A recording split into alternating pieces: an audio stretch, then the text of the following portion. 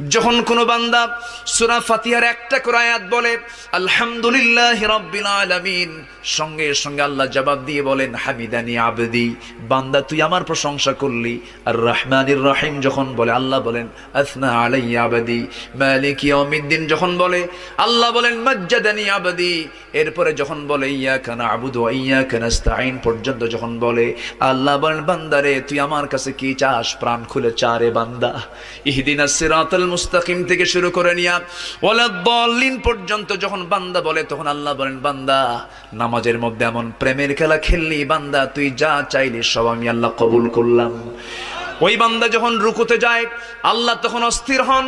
ওই বান্দা যখন সিজদায় যাওয়ার জন্য প্রস্তুতি নাই, সমস্ত ফেরেশতাকে ডাক দিয়ে বলেন ও ফেরেশতারা, এই বান্দাগুলো আমাকে দেখলো না, রাসূলকে দেখলো না, কোরআনকে দেখে হাদিসকে বিশ্বাস করে আমাকে খুশি করার জন্য তার সবচেয়ে সম্মানজনক